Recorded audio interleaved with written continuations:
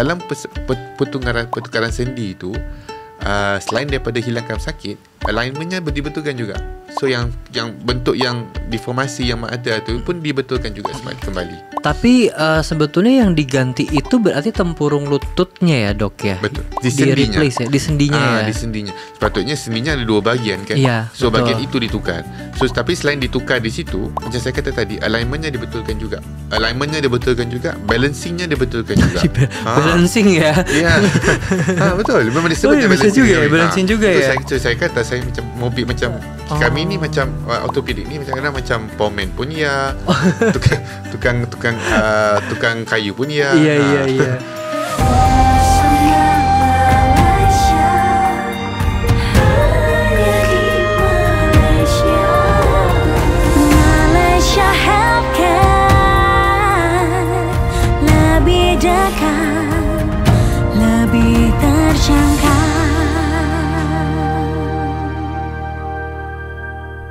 Halo sahabat sehat, selamat datang kembali di podcast Malaysia Healthcare yang dimana ini sudah masuk ke episode 8. Walaupun saya sendiri ya, biasanya saya berdua sama Renata, tapi hari ini saya juga ditemani oleh 2 orang ya langsung dari Malaysia yang akan juga ngobrol-ngobrol sama kita di podcast Malaysia Healthcare. Jadi kalau misalnya di episode lalu kita sudah membahas tentang stimulasi otak dan juga tentang bayi tabung, kali ini akan ada berbeda, yaitu kita akan membahas tentang persendian. Nah, seperti apa sih persendian itu? Mungkin nanti sahabat sehat juga akan tahu sebetulnya apa yang disebut dengan persendian. Apakah ada penyakit yang mempengaruhi persendian? Apakah nanti juga penyakit ini bisa disembuhkan atau yang lain-lain? Nanti sahabat sehat bisa langsung lihat di podcast bersama Malaysia Healthcare ini. Tapi langsung kita akan sapa dulu 2 orang yang ganteng dan cantik yang dimana langsung datang dari Malaysia. Selamat siang, selamat pagi. Selamat siang. Terima kasih ya semua jemput kami di sini. Iya, selamat datang. Ada Karisma dan juga Dr. Fairuz yang dari Prince Court Hospital atau Prince Court Medical Center Kuala Lumpur. Ada Risma, selamat pagi Risma. Selamat pagi Laude, apa kabar? Baik, glowing sekali hari ini. Hari ini aja ya? Hari sebelumnya enggak? Everyday. Oke, thank you. Dokter juga rapi sekali, handsome ya. Oh, terima kasih. Kalau kata orang Malaysia tuh kacak ya. Iya, handsome kacak. atau ganteng sama gak sih? Iya, sama. Kurang lebih sama. Ini udah lama datang ke Jakarta atau baru sampai? Semalam, dokter. Baru sampai juga. Sampai malam tadi. Baru sampai juga di Jakarta, Dok. Dokter pertama kali ke Jakarta? Oh, enggak. Saya rasa saya beritahu Risma semalam. Ini kali pertama selepas lebih 10 tahun. Aduh. So memang Jakarta rupa lain. Oh iya, udah beda ya dok. Kalau misalnya zaman banyak. dulu masih belum terlalu banyak MRT, sekarang udah ada ya. Tapi macet sama ya dok ya. Tak rasa lagi semalam. Pagi ini belum rasa lagi. Kita tengok nanti hari ya. ini. Kalau Risma sendiri ini apakah ini merupakan orang Indonesia kah atau orang Malaysia kah atau kayak mana nih? Aku udah setengah-setengah nih. Udah setengah-setengah. Tapi paspornya masih hijau ya. Masih hijau ya. Berarti memang Risma ini adalah orang Indonesia yang memang stay di Malaysia ya. Betul. Seperti itu. Betul. Nah, kalau misalnya kita ngomong tentang Prince Court Medical Center Risma ya dan juga dokter ya. Tentunya kalau misalnya banyak sekali ya sahabat sehat di sini orang Indonesia tuh yang berangkat ke Malaysia. Khususnya adalah Kuala Lumpur, Dok. Karena selain lebih dekat dan juga lebih terjangkau mulai dari tiket pesawatnya, terus juga harganya ataupun harga perobatan itu lebih terjangkau karena kursnya itu kurang lebih sama ya, Dok ya, untuk dari rupiah ke ringgit. Nah, boleh diceritain sedikit nggak sih? Mungkin Risma dulu ya, Dok ya. Saya ke Risma dulu. Silakan. Sebetulnya apa sih Risma itu Prince Court Medical Center? Karena namanya ini beda nih, Prince Court Medical Center. Oke, Prince Court Medical Center itu rumah sakit multidisiplin yang memberikan pelayanan berbagai spesialis. Jadi nggak hanya satu spesialisasi atau nggak hanya satu keunggulan saja. Jadi mulai daripada ortopedi, onkologi, kardiologi, neurologi, ONG, nefrologi, semua komplit set dari ujung kepala sampai ujung kaki komplit. Dokternya ada di satu rumah sakit, jadi nggak perlu kemana-mana. Dan lokasi rumah sakit kita sangat-sangat prime di jantung kota Kuala Lumpur, dekat landmarknya Kuala Lumpur, dekat Twin Tower. Kalau Laude pernah ke Bukit Bintang, kita 5 menit dari Bukit Bintang atau Mall Pavilion Mall. Terus kita sangat dekat juga dari Indonesia Embassy. 200 meter aja. Oh, 200 meter. Nah, dia pernah kan ke Aduh, Prince Court? pernah dong. Nah, tahu nggak? Jadi sahabat sehat ya. Jadi Prince Court Medical Center ini merupakan rumah sakit tadi betul yang ada di jantung kota, Risma. Betul. Berarti sebetulnya kalau orang Indonesia ini kan sukanya medical tourism tuh ya. Betul. Berarti kalau misalnya habis Cocok. jalan-jalan ataupun habis berobat, dia bisa jalan-jalan ke Bukit Bintang. Betul. Hanya 5 menit aja. Betul. Nah, sesuai. itu karena dia di tengah kota berarti bisa jadi pilihan juga ya. Betul. Biasanya kemana sih kalau orang Indonesia tuh ke Bukit Bintang? Biasa ke Mall Pavilion. Itu Jalan pavilion. Alor. Ramai Jalan di Alor situ. ya, ramai ya. Betul. Twin Tower. Twin Tower. Dia kita betul-betul di Kuala Ya, Lumpur ya, dokter. tarikan menarik di Kuala Lumpur. Memang kami berada betul-betul di sebelah semua tempat. Di KLCC, di Twin Tower, kalau naik KL Tower, memang lokasinya memang cantik. Very Betul di prime. tengah ya, Dok ya. Betul di tengah. Kalau boleh tinggal di KL. Tinggal di rumah sakit ya. Tinggal di Prince Court saja senang. Aduh, kalau misalnya tinggal di rumah sakit, emang sebetulnya Prince Court Medical Center ini bentuknya rumah sakit atau kayak mana, Kak? Oh, kalau Prince Court Medical Center yang membedakan dengan Iya. rumah sakit lain, konsepnya nggak seperti rumah sakit pada umumnya yang sangat tight, yang sangat rumah Iya. sakit banget, Iya, rumah iya, iya. sakit gitu ya, sangat kaku gitu Kaku ya. ya. Konsepnya rumah sakit Prince Court ini dia seperti hotel. Aduh, seperti 5-star hotel. 5-star hotel. Bahkan sampai kalau ada rawat inap, pasien disajikan juga makanannya dari 5-star chef. Five star, Iya. 5-star chef. Ya. Jadi bukan kayak kantin-kantin ya. Bukan. Aduh, apa itu? Nah, berarti dokter kalau rumah sakitnya seperti itu feelnya kayak mana, Dok? Macam mana? Feel di rumah sakitnya berarti dokter udah kayak bukan di rumah sakit juga ya untuk melakukan. Bila orangnya sakit, bagi pendapat saya kan, Iya. keadaan mereka berada di tempat kena environment yang bagus. So kalau tengok rumah sakit yang biasa, kalau saya jadi pesakit, saya lagi sakit. Iya. Tapi di Prince Court kerana environmentnya sungguh cantik, dengan makanan yang baik, dengan hospitality-nya yang cukup bagus, saya rasa pesakit akan lebih selesa juga. Iya, betul. Dengan bertambah juga dengan kita panggil state of the art kind of Yes. treatment yang semua berada di bawah satu bumbung, senang untuk semua pesakit. So tidak perlu untuk dihantar di hospital lain. Kadang-kadang di rumah sakit yang lain, mereka tak dapat membekalkan semua fasilitasi di satu bumbung. So di Prince Court nampaknya One-stop center. Iya, one-stop center. Betul. Kalau di Indonesia ataupun ibaratnya tuh rujukan ya, dirujuk Betul. kemana Betul. seperti itu ya. Ya. Nah, selain fasilitas seperti ya itu yang ada di tengah-tengah kota, prime di Bukit Bintang ataupun Kuala Lumpur, ada fasilitas lain nggak sih, Karisma, dokter, untuk di rumah sakit sana? Apakah mungkin ada layanan antar jemput ataupun misalnya internasional? Saya sebagai pasien internasional itu bisa dibantu atau Yes, seperti apa itu? Ada. Aku mau info juga Iya. kalau rumah sakit Prince Court Medical Center ini kita cuma ada single bed ya. Aduh, single bed. Ya, we only have single bed hospital. Oke, Jadi kita ada 277 kamar rawat inap dan 277, semuanya single bed. Tidak ada 2 bed, 3 bed, 4 bed. Nah, kalau untuk pasien internasional juga kita ada fasilitas penjemputan daripada airport ke hotel atau ke rumah sakit.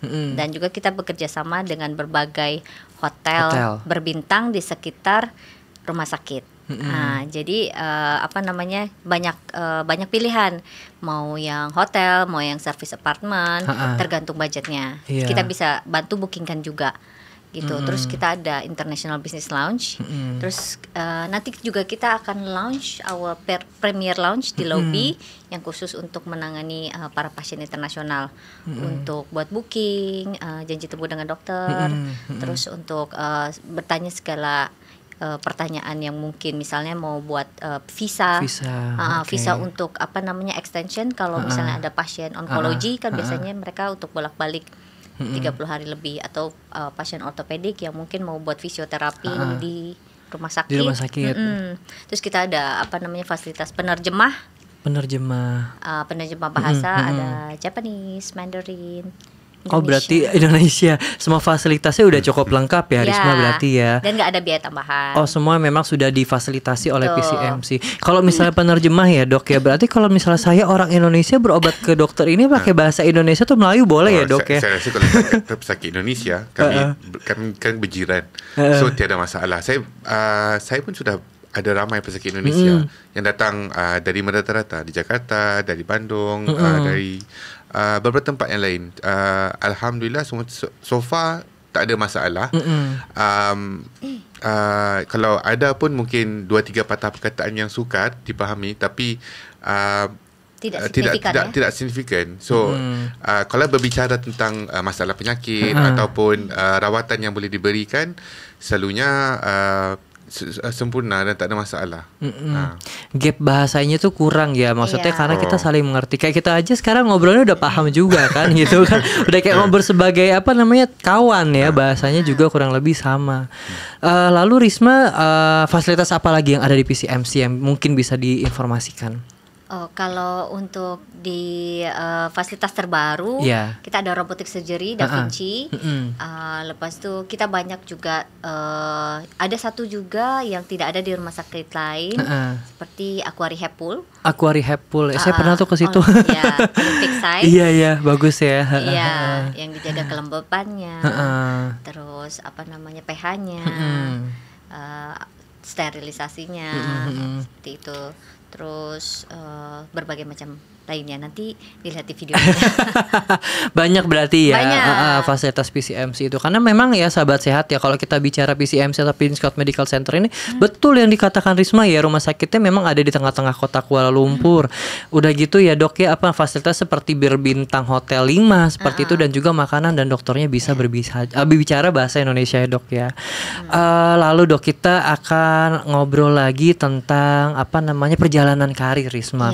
Kalau kita tahu kan PCMC ini kan rumah sakitnya tadi subspesialis ya. Boleh diceritain nggak sih dok, kenapa dokter akhirnya mengambil jurusan ataupun kedokteran persendian ataupun osteoartritis ya? Spesialis dokter. Ya, spesialis dokter.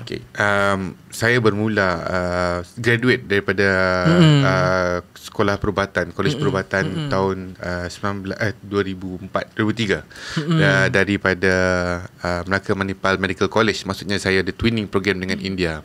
So saya pernah berada di India untuk undergraduate, dan saya sambung bekerja dan lanjutkan ke program Siswazah di UKM di Malaysia. And then after selepas itu sambung training di Australia untuk 2 tahun.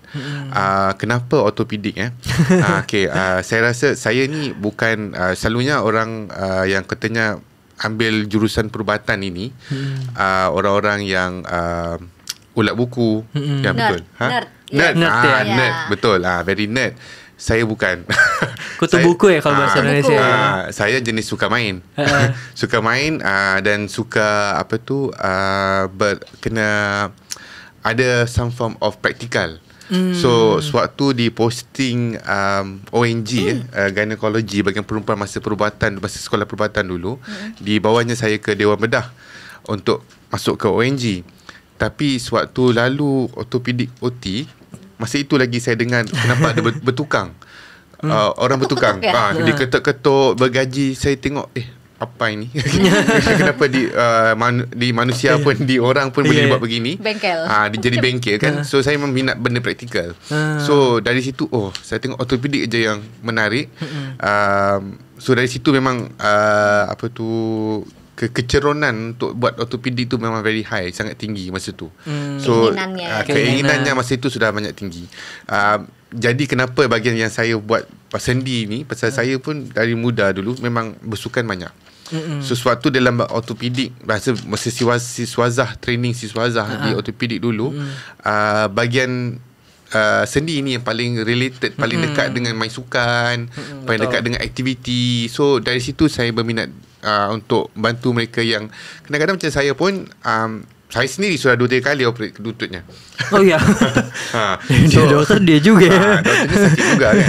So saya boleh relate dengan pesakit banyak kali. So bagi saya senang untuk saya, bukan saya minta dia operasi, tapi dah terpaksa dia operasi kan, yang sebaik-baiknya. So bila menceritakan tentang operasi, tentang macam mana lepas operasi, saya senang nak relate dengan mereka. So biasanya pesakit pun lebih mudah memahami, lebih terbuka untuk membuat pembedahan.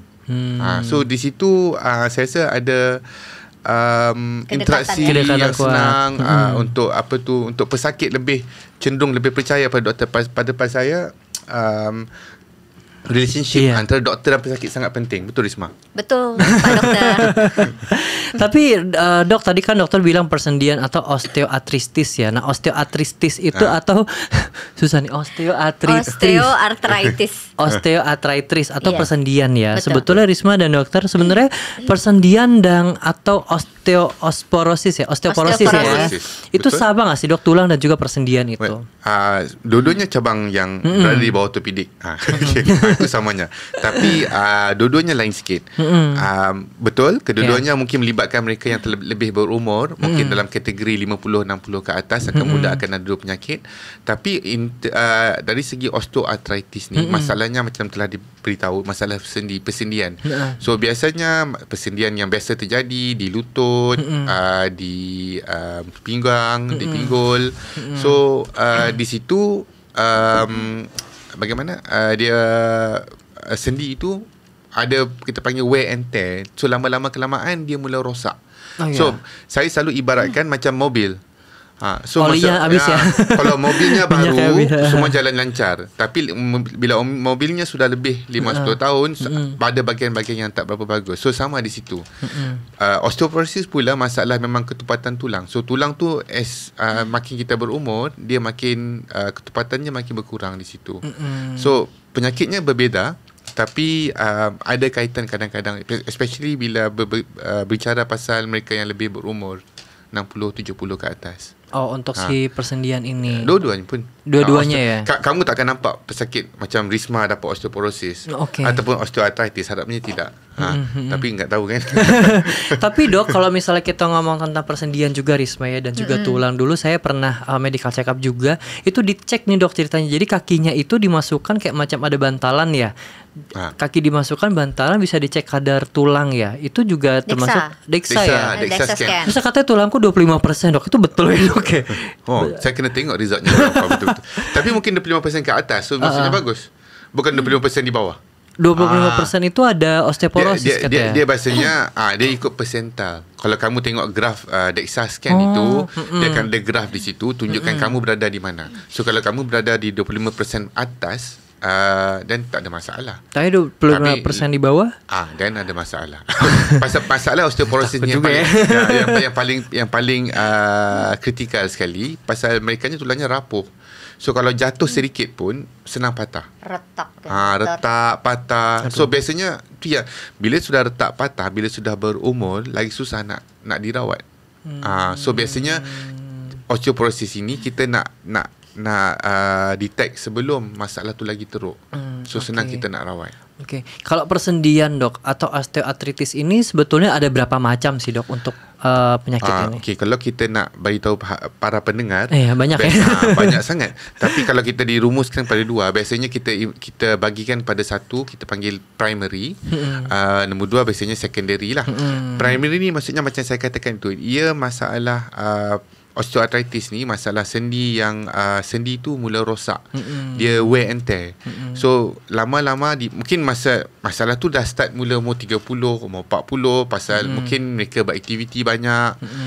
Satu sebab, dua sekarang ni sekarang sudah makin kurang pasal lepas COVID ni kita tengok orang makin aktif. Tapi sebelum itu kita panggil sedentary. Maksudnya tak banyak aktif, makannya banyak, so berat badannya bertambah. So di situ itu yang menyebabkan sendinya makin lama makin rosak. So itu biasanya kalau terjadi kita panggil primary. Kadang-kadang yang masalah masalah primary ni banyak lebih kepada mereka yang berumur, pasal dia wear and tear kan. So dah umur 60 70 baru nampak kesannya teruk sikit. Tapi masalah yang secondary ni boleh terjadi pada orang muda juga. Contohnya macam sebab dapat rheumatoid arthritis, kalau pernah dengar. Rheumatoid arthritis, rematik. Rematik. Kadang-kadang satu. Nombor duanya SLE. SLE pun boleh menyebabkan arthritis tu lebih cepat.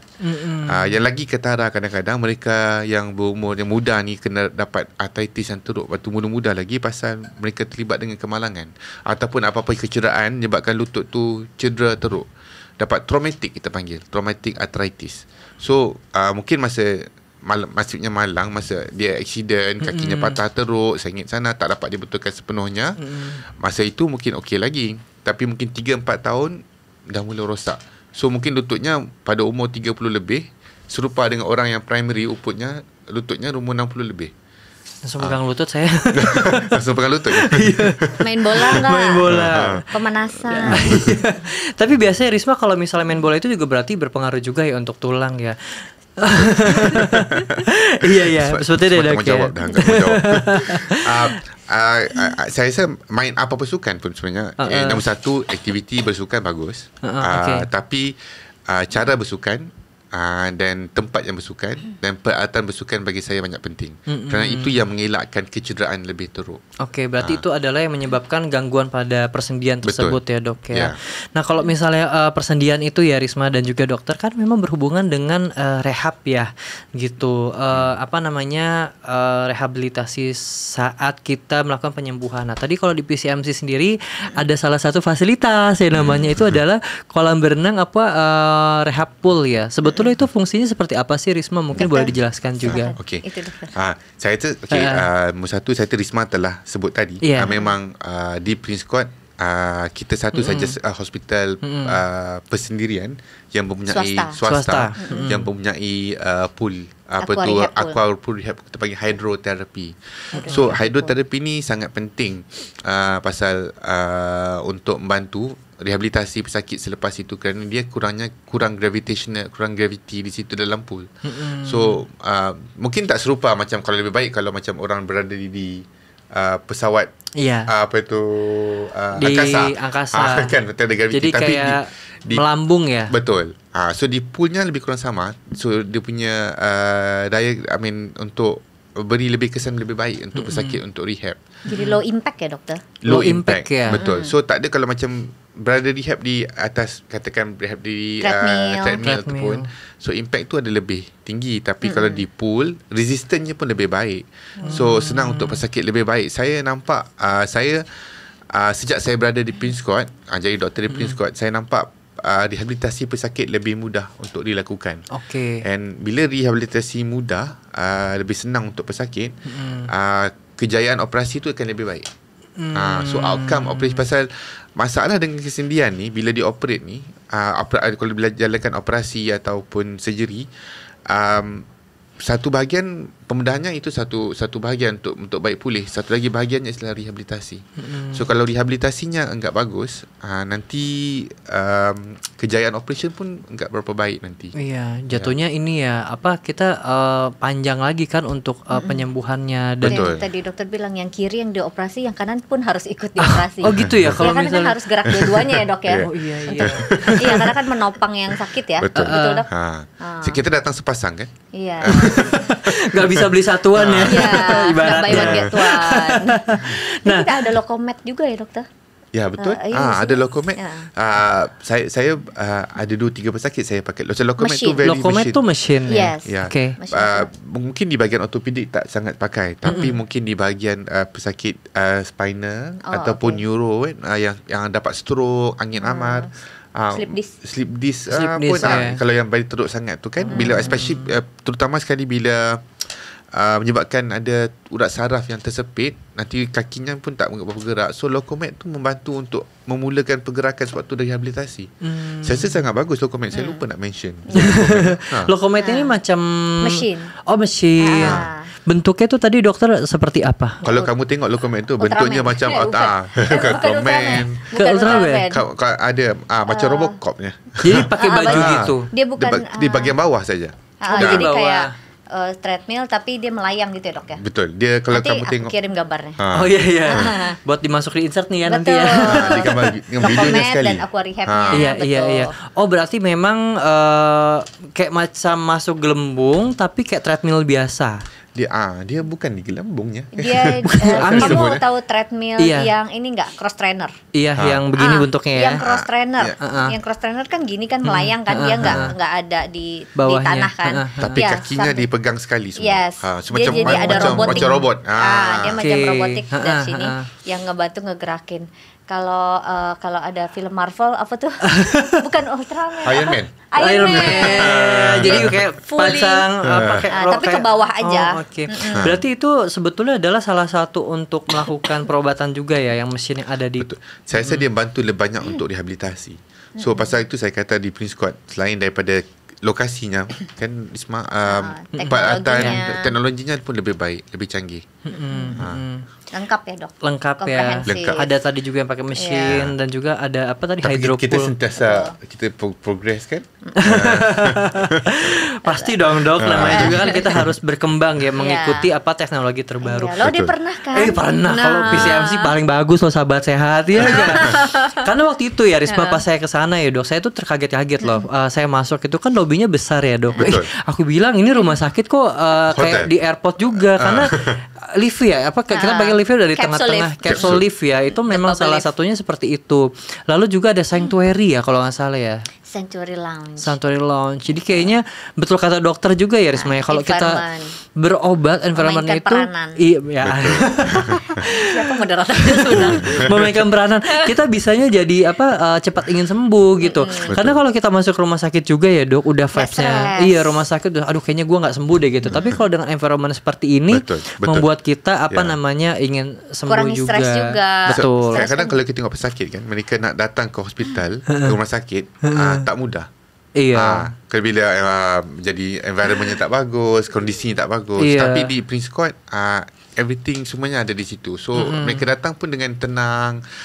Kadang-kadang ada yang datang pasal makanan di bawah pun banyak agak enak. Mereka makan sampai petang baru balik. Iya. Tapi betul ya. Tapi betul ya Risma ya, kalau misalnya kita sakit itu kadang makanan rumah sakit kalau memang dibuat enak kita juga jadinya sembuh kan. Apalagi contoh mungkin ada yang diabetik tapi mungkin dibuatnya lebih enak kan, jadi kita nafsu makan lebih banyak lebih juga lebih berselera. Iya, bisa customize juga kalau di kita. Oh, bisa juga. Bisa based on request karena chefnya we have our in-house kitchen. Oh, in-house. Dia bukan dari vendor kan, ada certain hospital kan dia vendor kan dari vendor. Jadi memang dijaga sertifikatnya sudah dijamin halal, sama rasanya tentunya. Keamanan, kebersihan. Ini kayaknya deh kalau lagi makan siang kaburnya ke bawah ya. Makannya di situ ya. Kalau nggak ke pavilion mall. Pavilion, tinggal jalan ya dok ya. Dok, sekarang boleh Grab saja. Tinggal jalan kan, Bukit Bintang, Jalan Alor kan. Terus Risma ya, kalau kita ngomong tentang persendian ya dok ya, ini kan umur-umur kayak Zanya ya, umur di bawah 30. Di bawah 30. Umur-umur kita gitu kan ya dok ya Risma. Apa sih namanya kalau persendian itu sebetulnya apa sih yang dirasakan atau dikeluhan biasanya? Apakah mungkin kalau kita naik tangga itu udah sakit lututnya, ataupun misalnya kalau amit-amit kita jatuh kan retak ya, tapi biasanya apa kalau sendi, kalau lutut sakit? Gejala, simptomnya.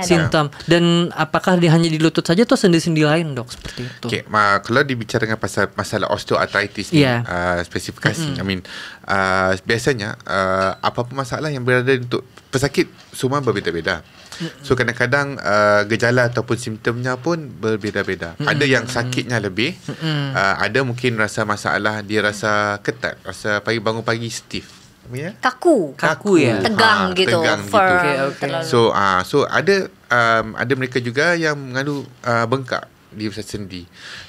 Masalahnya bagi saya, setiap pesakit yang saya tengok sekarang semuanya berbeza-beza. So ada yang banyak sakit, ada yang mengadu sakitnya spesifik, naik tangga ataupun lepas berjalan 1 kilometer, ataupun berdiri lama. So itu antara masalah-masalah yang kita nampak.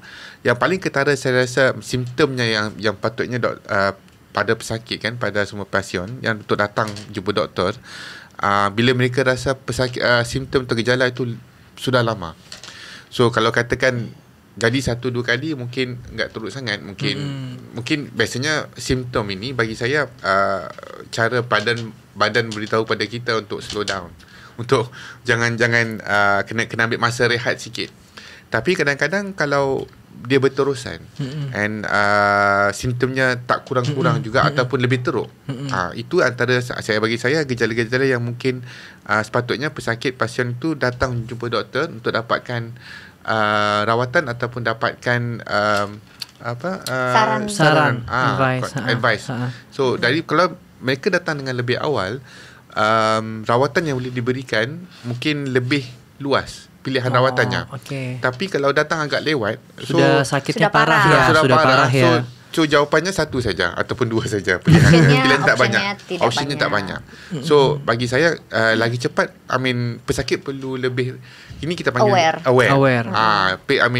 Patient awareness kita panggil kita. Betul. So kita cuba tingkatkan patient awareness dalam pesakit kita sekarang supaya mereka datang lebih awal, dapat treatment, dapatkan rawatan yang lebih awal. So kita boleh beri rawatan yang lebih banyak ataupun mudah. Betul. Saya setuju sih dok ya. Maksudnya kalau memang kebanyakan orang ini datang dulu pas sudah sakit parah, akhirnya kan tindakannya jadi lebih banyak juga dan lebih sulit ya dok. Makanya dibutuhkan dengan medical check up. Ya kan. Nah medical check up ini mungkin salah satunya adalah mungkin teman-teman di rumah yang nonton ya sahabat sehat. Medical check up ini adalah salah satu Risma panggil prevention ya.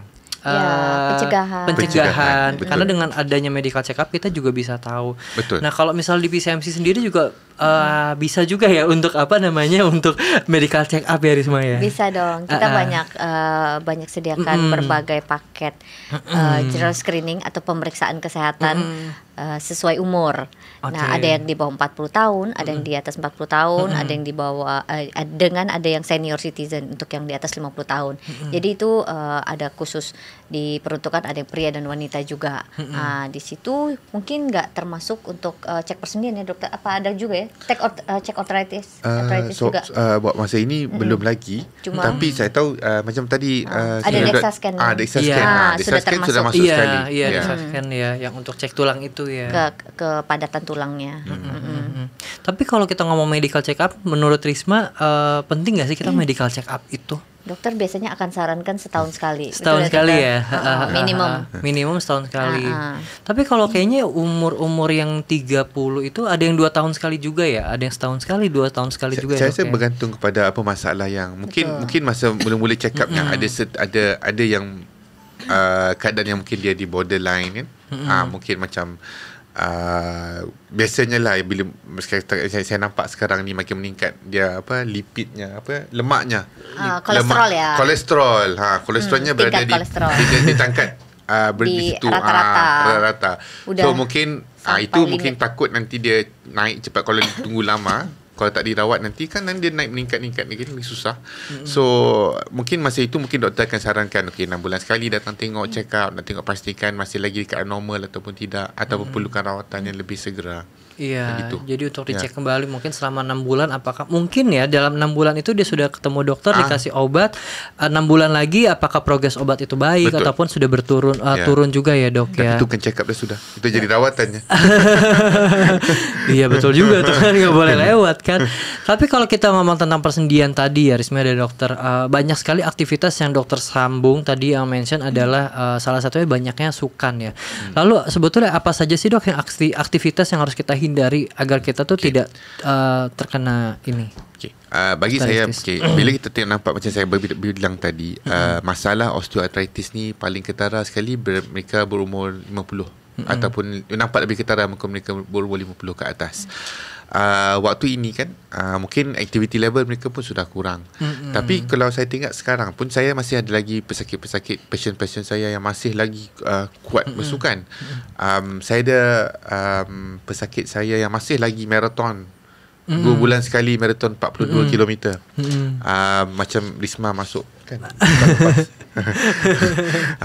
Tapi in terms of maksudnya bila dah kesan bila dah dikesan masalah osteoarthritis sudah ada, mungkin pesakit kena kurangkan aktiviti-aktiviti yang boleh menyebabkan lebih cepat nanti masalah sendi tu lebih haus lebih cepat. Contoh aktiviti terlalu lasak ya dokter. Betul. Contohnya macam kalau berlari ataupun hiking, mungkin aktiviti-aktiviti sebegitu perlu dikurangkan sebanyak mungkin. Intensitasnya ya dan frekuensinya. Intensity dan juga frekuensi. Mungkin tapi mereka kadang-kadang bila jenis orang yang memang suka bersukan, diberitahu jangan bersukan, agak marah. Dok, so tapi kita kena bagi diberi cadangan yang lain. So aktiviti yang mungkin patut mungkin macam renang ataupun berbasikal. Ini aktiviti-aktiviti yang memang kurang impak di lututnya. So maksudnya kurang sakit di situ. Dok, tapi ada juga ya resmi aku baca gitu, ada orang yang dia tuh dari muda biasanya contoh lah dia mungkin dari umur 25 sampai umur 55 dia suka hiking, gym, renang. Pokoknya aktivitas yang banyak menggunakan sendi, nanti di masa tuanya itu dia akan merasakan kesakitan atau sendinya kurang. Tapi ada satu orang lagi yang katanya dia bilang Sama saja buat aktiviti yang sama. Iya, enggak, dia bilang katanya untung saya waktu muda tidak banyak aktivitas sehingga tuanya sendi saya tidak sakit. Nah, itu gimana, Dok? Yang satu sering aktivitas tapi di masa tua kena sendi, tapi ada satu lagi bilang untung, dia bilang gitu, nasib baik katanya saya waktu muda nih nggak banyak aktivitas sehingga tuang saya kuat gitu sampai dia umur. Saya tak rasa nombor satu, saya rasa kalau yang kumpulan nombor 2 yang masa muda tak ada aktiviti, mungkin enggak bagus juga, pasal kita tengok kesihatan secara umum kan, bukannya di sendi saja. Mungkin jantungnya mungkin tak bagus. Atau kenanya yang lain dia. Ataupun paru-parunya enggak bagus macam orang yang begitu. So tak pasti di situ. Tapi in terms of kalau kita perhatikan, kalau disebutnya pasal aktiviti masa muda, tak semua orang tak semestinya semua orang bersukan. Yang bersukan bersukan sekarang, banyak bersukan sekarang 25 ke 40, mereka belum mesti pasti akan kena osteoarthritis. Enggak. Belum So pasti. ada faktor juga di situ, mungkin kekeluargaan ataupun genetik juga yang juga memainkan peranan. So lagi satu, bagi saya peranan yang lagi penting bukan aktivitinya. Kadang-kadang bila mereka berat badan macam beritahu tadi, mungkin masa sukan masa muda 25 ke 40 tu badannya cantik, gantang. Tapi bila sudah meningkat 40, mereka agak aman, so tak main, terus beratnya naik. Bila beratnya naik itu, yang menyebabkan sendi itu, pressure di sendi tu, tekanan di sendi tu lebih banyak. Masa itu sendi tu mula rosak. So saya tak setuju kata kenapa kalau orang yang masa muda dia tak main sukan, dia okey, lebih baik untuk sendi. Enggak juga ya, Dok, ya. Juga, Berarti salah Belum tuh TikTok tentu. ya. Belum tentu. Belum tentu ya. Iya. Dengar dokter TikTok ya. Ya kalau anak muda kan sering lihatnya kayak gitu ya, Dok ya.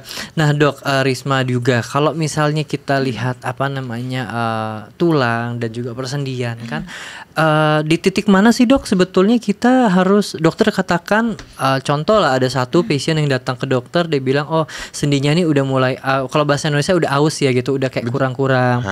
Di titik mana dokter harus bilang kamu harus operasi seperti itu, dan apakah ada risiko, Dok? Kalau kamu tanya saya sekarang, saya tak ada Contoh. pinpoint ataupun Simple. kata simple explanation kata bila. Tapi biasanya kalau saya katakan seorang pasien nak untuk dikatakan perlukan pembedahan, pembedahan, betul. ataupun tidak, dia bergantung pasal banyak perkara. Satu, saya selalu ambil kira pesakit. Pasal yang paling penting sekali pada pesakit, apa kemahuan pesakit, apa kemampuan pesakit yang mereka mahu. So kadang-kadang pesakit ni nampaknya sendinya sudah rosak, agak teruk, tapi bila jumpa doktor, saya mau dibaik supaya saya boleh berlari balik. Aduh. Susah ya. Pening kepala juga. So kalau kita nak capai expectation pesakit, tu kita kena tengok pesakit mana yang sesuai untuk diberi sesuatu. So evaluasi pesakit tak semestinya pada pesakit saja. Kadang-kadang kita tengok pada imaging X-ray, Semua dicek ya, Dok ya. kadang ada perlukan CT scan ataupun MRI yang semua berada di bumbung Prince Court. So boleh dilakukan di situ. And then baru saya bicara sama. So nak katakan point mana exactly yang mana pesakit mana yang perlu, agak sukar. Tapi antara mereka yang mungkin kalau katakan pembedahan, mungkin bila macam saya kata tadi, diperhati sakitnya makin teruk, enggak baik-baik, walaupun dicubanya fisioterapi, dia telah diberi makan ubat. Dia pernah dijumpa doktor, kita panggil GP di Malaysia, Kuala Lumpur. Di sini Doktor panggil GP umum. juga, doktor umum. Pernah dirawat doktor umum, masih lagi sakitnya tak hilang, enggak hilang. Kambuh terus ya, Dok. Dan fungsinya makin susah, nak berjalan pun susah. Mungkin itu kita titik pertama untuk dia datang jumpa doktor ortopedik untuk dapatkan rawatan. Dan mungkin kalau waktu itu doktor ortopedik itu mungkin macam saya boleh tengok apa kalau waktu bila bagaimana keadaan lututnya itu. So kita boleh pilih, kita boleh bagi rawatan yang sewajarnya, sama ada operasi kecil ke, Betul. ataupun operasi mungkin yang paling kita panggil salvage, kita buat replacement, tukar sendi. Nah, itu yang akan saya tanyakan juga, Risma. Nah, Dok, itu kan berarti dokter tadi cerita kalau operation itu depends on nanti ada riwayat penyakit, CT scan dan lain-lain ya, seperti itu. Nah, sebetulnya sendi itu kan yang paling banyak kayaknya adalah mungkin ya yang orang tua itu adalah persendian di lutut ya. Itu sebetulnya bisa ditukar ya, Dok, katanya tuh kepala tempurung lututnya tuh bisa ditukar ataupun dikasih minyak. Itu seperti apa sih, Dok? Saya juga mau tahu. Saya suka boleh tanya. So bila penyakit umum tanya, saya selalu ibaratkan masalah arthritis macam tadi, masalah kereta mobil. So biasanya kalau kereta mobil, kalau kita jaga keretanya, kadang-kadang dia akan, kalau diservis dengan bagus, saya rasa keretanya boleh bertahan lebih lama. Betul? Yeah. So kadang-kadang mungkin ada spare part yang perlu ditukar, kadang-kadang servis-servis sikit enjinnya itu. Tapi kalau katakan enjin sudah agak teruk, tapi itu keretanya sentimental value, enggak mau jual lagi, mau simpan lagi, so enjinnya boleh kita panggil di overhaul. Betul? Di overhaul, ya betul. So sendi lutut tu itu lebih kurang macam tu juga. Bila enjinnya sudah rosak sangat, enjinnya di overhaul, so sendi sama juga di situ. Kadang-kadang over time kan, masa makin lama makin teruk, makin lama makin teruk. Sekarang fungsinya pun sudah bagus, mau jalan pun susah. So kalau kita diberi orang sakit 50-60, bila mula sakit dia tak mau bergerak, betul? So bila dia tak mau bergerak, duduk saja, very sedentary, nanti lagi banyak masalah lain. So kita mau bagi dia lebih aktif. So satu cara untuk bagi dia lebih aktif, untuk bagikan dia sakit sudah perjalanannya, pergerakannya kurang sakit. So satu caranya is kita buat knee replacement. Pasal biasanya mereka menjalani knee replacement, sendinya satu sudah rosak. Kalau dilihat kakinya pun mula sudah bengkok. Bentuk ya biasa ya. Kita panggil apa ni? Kita bentuk U. Bukan U ya. Apa? Kosong. Kosong ke? Betul. Betul. Kamu tak macam gitu ya. Ya. So biasanya dalam pertukaran sendi itu, selain daripada hilangkan sakit, alignmentnya dibetulkan juga. So yang bentuk yang deformasi yang ada tu pun dibetulkan juga kembali.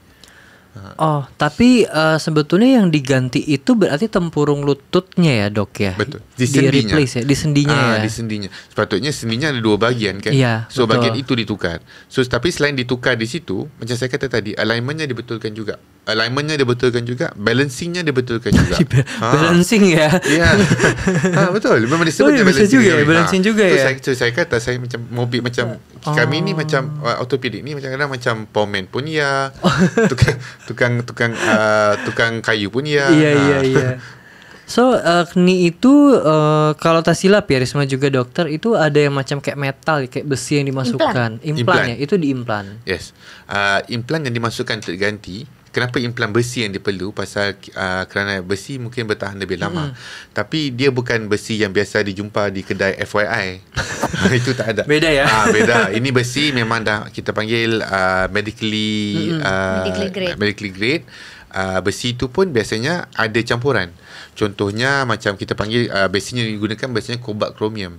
Kobalt kromium ni ada gantian iron, ada aluminium, ada titanium dalam tu juga. So setiap unsur di situ ada fungsi dia untuk besi tu lebih lama.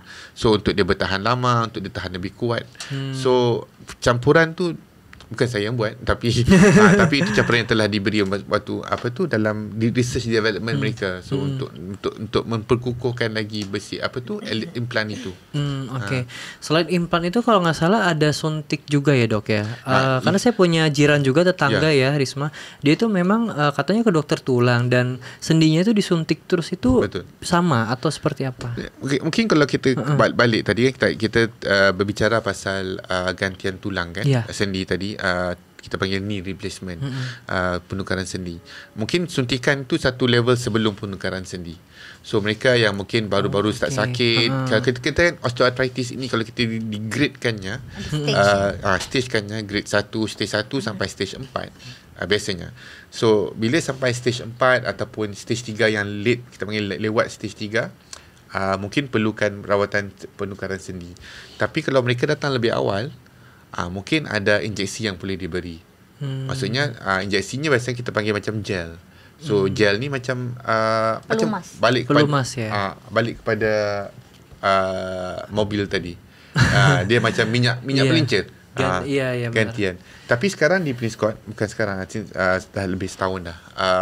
Ada juga injeksi dibuat, tapi bukan injeksi gel. Kita panggil RFA. RFA ni radio frequency ablation. Maksudnya sebab kita sakit, mana-mana sakit, pasal ada urat saraf yang bagi signal pada kepala otak kita untuk katakan sakit. So kalau mereka ini yang mungkin belum bersedia untuk nak menjalani pembedahan penukaran sendi, kadang-kadang mungkin biasanya lah yang tak bersedia ni pasal kerja, kata tak boleh nak kerja, tak boleh cuti lama.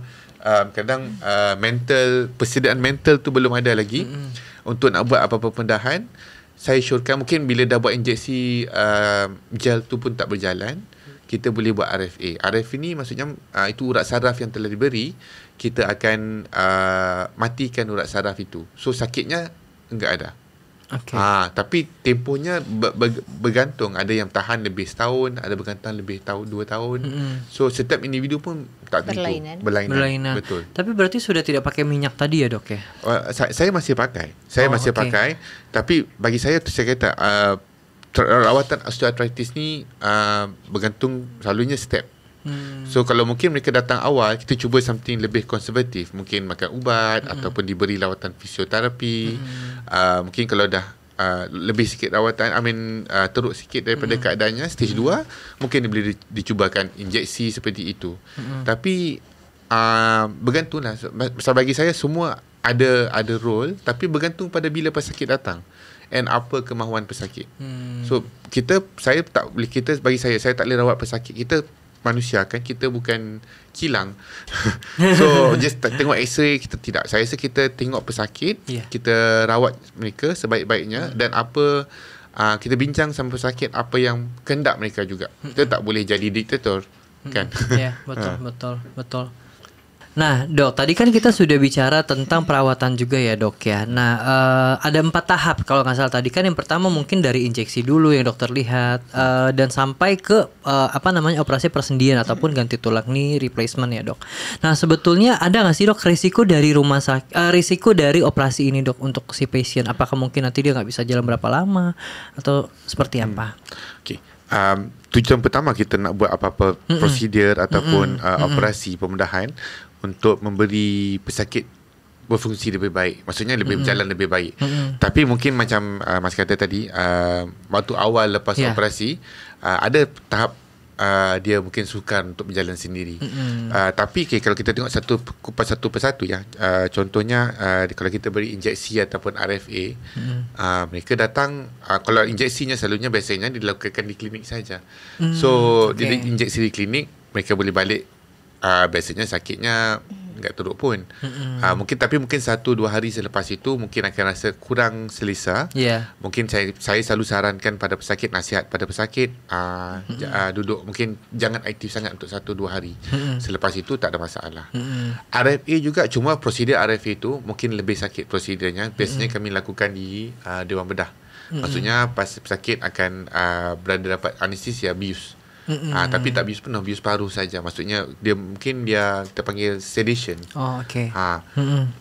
In terms of kalau diperlukan, katakan station 4 dan mereka perlukan rawatan sendi, so itu operasi yang lebih besar. Biasanya operasi mengambil masa lebih kurang 2 jam, sejam setengah ke 2 jam. Dan selepas selalunya 1-2 hari pesakit itu mungkin sukar untuk berjalan, tapi kami akan mulakan rehab selepas hari pertama lagi. Kalau ditengok di US ataupun di Europe kan, mereka lakukan prosedur ini dalam bentuk daycare. Daycare tu maksudnya rawat jalan ya. Datang hari ni balik petang. Ya, enggak nginep. Tapi enggak sakit tuh. Tapi merekanya di situ mungkin ada sebab lain ditunjukkan daycare. So saya nampak ada ada juga center di Malaysia yang telah dimulakan daycare. Tapi saya rasa pesakit yang di daycare perlu pilih sebetul-betulnya. Tapi kebanyakannya mereka masih lagi duduk di hospital, paling-paling kurang pun 3 ke 5 hari. So di situ dalam tempoh 3-5 hari mereka di situ, pergerakan, rehabilitasi dan fisioterapi akan dimulakan sewaktu dalam. Biasanya lepas 3 hari mereka dah boleh kembali berjalan tapi dengan alat bantuannya dulu. Tapi selepas dibalik dia pulang masih lagi perlu dibuat rehab, masih perlu dibuat exercise.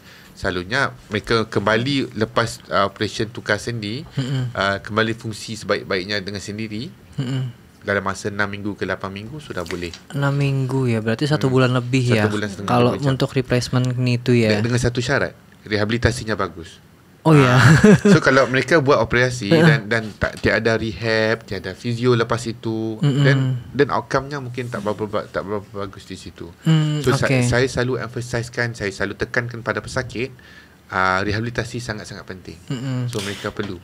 Oke, berarti intipatinya adalah kalau memang kita hanya suntik seperti biasa tadi dan RFA itu ya biasanya 2-3 hari dokter ya untuk rehab kembali normal. Tapi kalau memang sampai ternyata dia harus nih replacement ataupun tadi pembedahan, kurang lebih ada 6 minggu ya dok ya, untuk 6 sampai 8 minggu untuk mendapatkan aktivitas kembali normal seperti itu. Nah dok, lalu sebetulnya kalau misalnya operasi kayak gini kan pasti ini orang Indonesia ya, ataupun misalnya patient kan mau tahu gitu ya dok ya, berapa sih kisaran untuk kayak suntik dulu tuh berapa, terus misalnya operasi tuh berapa sih dok kisaran dokter harganya?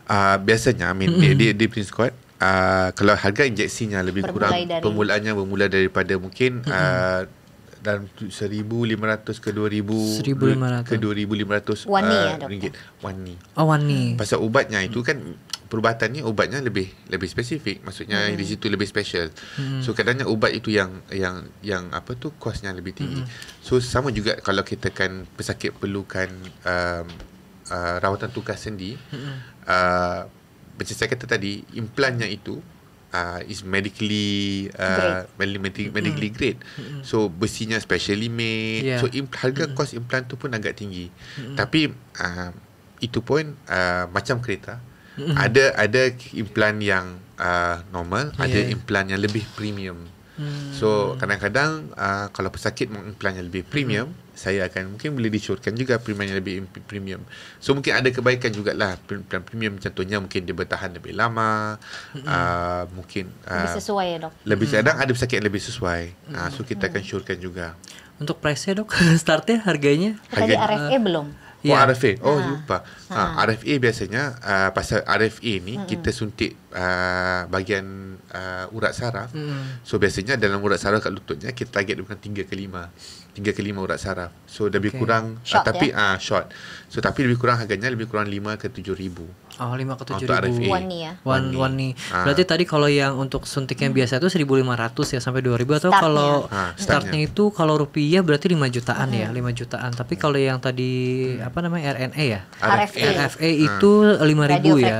5.000 itu 18 jutaan ya. Kurang lebih 20 juta. Itu pakai radiofrekuensi. Radiofrekuensi. 5-6 shot. 5-6 shot. Berarti satu kali shot tadi itu yang 5.000 ya.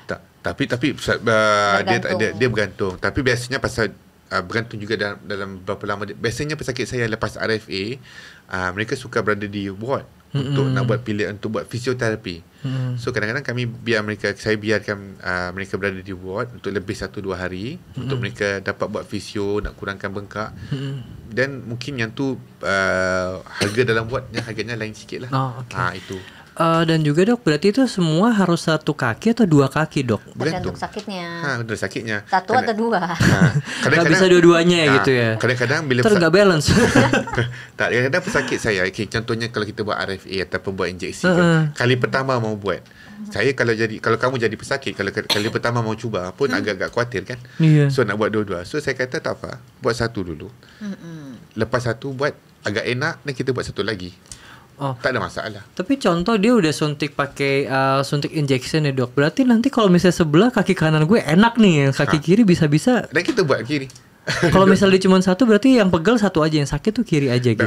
Biasanya mereka kata satu kaki je sakit, tapi sebenarnya satu kaki tu lebih sakit daripada yang satu lagi. Akan terasa. Dan nanti bila yang sudah katakan kalau sudah diinjeksi ataupun di RFA ataupun ditukar sendi sebelah, tak lama dan lepas itu kata belah kanan ini sudah sakit. Padahal sama.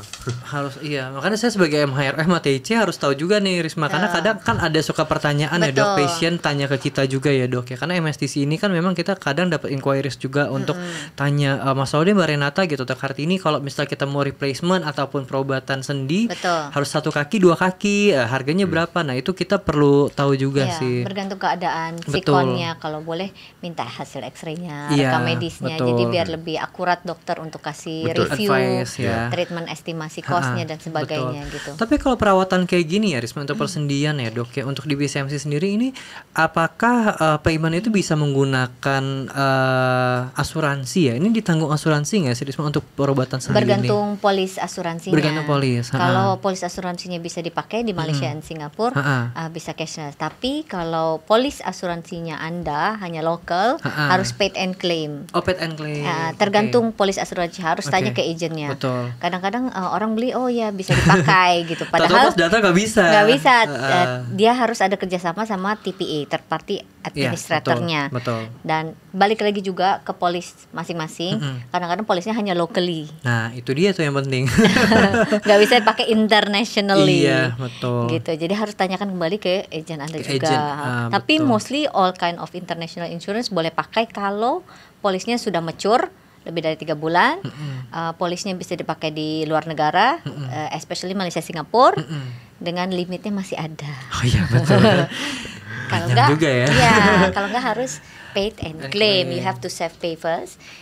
Harus bayar dulu sendiri, baru klaim kemudian waktu kembali ke negara asal. Ke negara asal. Tapi kadang-kadang pasien nggak ngerti ya. Iya itu sebenarnya banyak sekali yang pertanyaan-pertanyaan dok Risma, karena kan kebanyakan juga mereka ini untuk berobat ke luar negeri ya, sebetulnya ini ditanggung nggak gitu dengan asuransi. Saya selalu juga bilang Kita kepada bukan agent pasien, asuransinya. iya kita selalu bilang kayaknya kamu harus ini deh, harus apa namanya, tanya dulu ke asuransinya apakah cover, terutama untuk ininya dok, apa klaimnya gitu kan, preminya apakah bisa dipakai di contoh luar negara yaitu adalah Malaysia seperti itu. Saya rasa masalah yang sama juga di Malaysia juga. I mean dari segi sama ada pay and claim kah atau boleh dibayar cashless kah? Mereka tahu mereka bayar asuransi ingat boleh pakai di mana-mana. Iya, harus cek lagi sih. Untungnya saya bisa sih sampai Malaysia. Nah, tapi kalau misalnya seperti itu ya dok ya, untuk payment dan lain-lain, nah, layanan PCMC sendiri itu berarti memang bisa dibantu untuk tadi IPC itu ya?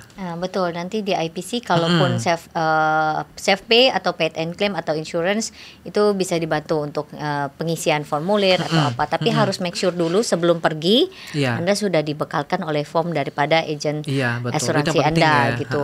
Dan harus tahu apa isi polisnya, apa persyaratannya, klausanya dan sebagainya. Kalau enggak biasanya udah sampai sini tidak bisa dipakai dan harus bayar sendiri kan. Jadi sebelum pergi memang harus tanya dulu. Kadang-kadang baru beli juga insurance-nya. Nah, jadi belum mature, belum biasanya, matang. Iya, biasanya itu kan ada more than 3 months harus, ada yang atau more than setahun. Betul. Iya. Jadi mereka pikir langsung beli langsung bisa pakai.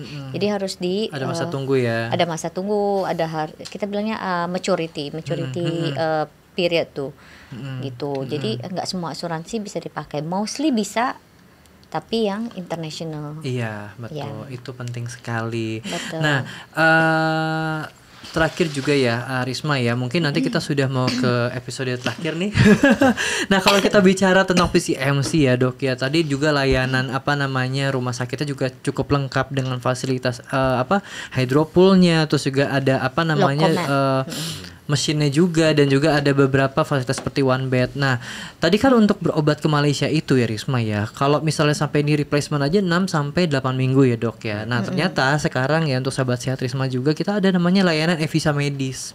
Nah, e-visa medis ini jadi mungkin untuk teman-teman semuanya, contoh lah dok, misalnya ada pasien dari Indonesia ingin berobat ke Malaysia second opinion ya dok ya, dia sudah second opinion, dia membutuhkan waktu yang lama, kita bisa mengajukan e-visa medis. Kalau lebih dari 30 hari ya? Lebih dari 30 hari. Jadi karena kalau Indonesia hanya 30 hari. Betul. Bisa kebanyakan tinggal di Malaysia.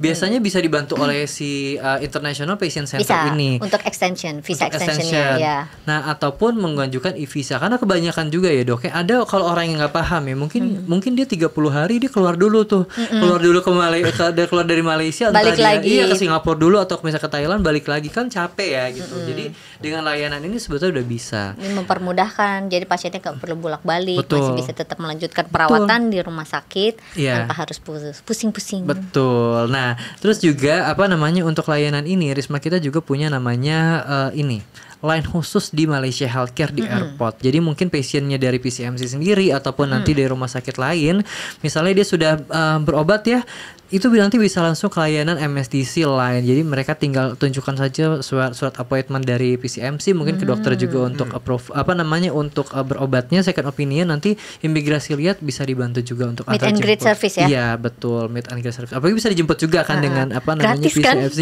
Gratis. Tahu banget kayaknya. Tuh keren sih. Iya gratis sekali. Jadi semua layanannya sudah ada. Oke, terakhir mungkin dari dokter atau Risma ada yang ingin disampaikan oleh sahabat sehat untuk mengenai podcast ini, Dok? Mungkin dokter bisa bisa kasih saran, jangan tunggu sampai Betul. Iya. Saya nak nasihatkan mungkin pada para pesakit di pasien di Indonesia pasien ya. yang mungkin mau mendapatkan rawatan second opinion Ke Malaysia. di Malaysia, khususnya di Prince Court, dialu-alukan mereka datang. Kerana mungkin we welcome you with open arms. Just beritahu Risma aja bila mau datang. Kontak Risma ya. Ya, kontak Risma. Dan yang macam saya kata tadi di Prince Court, ini adalah satu one stop center. Betul. Semuanya berada di satu bumbung. Kalau dan kita akan berikan rawatan yang terbaik untuk semua pesakit. Tak kira di mana juga mereka berada. Ya, jangan tunggu sampai terlambat. Jangan tunggu sampai lambat. Tunggu sampai sakit. Jangan sampai parah baru datang ya, Dok. Lebih awal datang lebih baik, lebih banyak option kita boleh Iya, berbicara, betul. lebih banyak option saya boleh beri pada mereka Betul. untuk apa yang mereka mahu. Ya. Betul sekali. Untuk Risma sendiri mungkin ada yang ingin dipromokan ataupun disampaikan? Datang aja ke Prince Court ya. Ya, anytime sebelum datang kalau boleh memang buat appointment tuh awal-awal, Betul. jangan mendadak karena kita slotnya memang cukup terbatas. Iya. Jadi kalau mau buat make appointment tuh kalau 2 minggu lebih awal lebih baik. Iya, betul. Terus kita bisa buat persiapan juga, cek dokter schedule. Iya. Terus cek apa misalnya kalau dia mau buat surgery, cek dulu dia punya asuransi. Iya, betul. Kayak gitu, atau kalau dia sudah siap bayar sendiri, jadi kita kasih tahu juga estimasi cost-nya. Iya, betul. Jadi biar nggak kaget sampai di rumah sakit. Terus kita juga bisa pick up kan, Laude. Iya, Bisa pick up gratis di airport. kan? Gratis dong. Gratis. Jadi ya makanya itu nggak boleh mendadak, harus buat booking awal-awal karena kita kalau di rumah sakit Malaysia nggak ada yang namanya walk in, kita nggak boleh walk in, Iya, kita harus betul. make appointment Ada in appointment advance. dulu ya. Ya. Betul. Betul sekali. Makanya kalau misalnya sahabat sehat sendiri ya sebenarnya kalau misalnya berobat minimal 2 minggu kan. Betul. Karena nanti 2 minggu. apa namanya ya itu tadi ya, Dok, Perencanaan perjalanan, asuransinya tiba-tiba dia gue udah punya asuransi sekarang beli, Nggak bisa besoknya langsung pakai, dipakai. kan jadinya kita kecewa gitu ya. Ya, Dan betul. juga appointment dokter siapa tahu dokter mungkin hari itu ada surgery ada. ataupun dia lagi cuti Ya. atau seperti Terus sudah mana. full. Iya, full jadi tidak dapat ketemu dokter. Oke, terima kasih Risma dan Dr. Virus yang sudah hadir di podcast Malaysia Healthcare. Mungkin terakhir Risma ada yang ingin disampaikan kepada sahabat sehat dari promo ataupun apa fasilitas lain. Oke, kita ada banyak paket Iya. medical check up atau paket pemeriksaan kesehatan yang tadi dokter juga bilang lebih baik dilakukan 1 tahun sekali. Betul. Kita ada start dari 2 juta rupiah aja, kurang lebih 600 ringgit gitu. 2 juta rupiah sudah termasuk penjemputan daripada airport ke hotel atau ke rumah sakit. Dengan syarat harus booking awal-awal ya, Iya, 2 minggu betul, sebelumnya betul. minimum.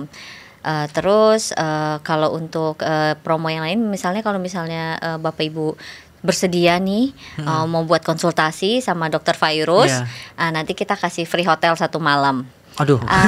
Udah include ya. Iya, konsultasi free hotel 1 malam, free transportasi. Kalau Bapak Ibu misalnya ada yang mau buat knee replacement, mungkin kita boleh kasih juga transportasinya 2 ways. Oh, 2 ways. Jadi two ways nggak datang aja ya. Kita Pulangnya bukan juga. pakai Grab biasa ya. Oh, iya, kita iya, pakai iya. Continental, we use chauffeur. Oh, oke. Jadi chauffeur driver itu dia lebih Selesa ya. lebih nyaman. ya. Oke. Dia akan informasikan segala ininya dan Informasi. mobilnya lebih baik, bukan pakai van gitu. Oh iya. Ya. Udah cukup lengkap ya di Prince Scott Iya. Medical Center ini ya.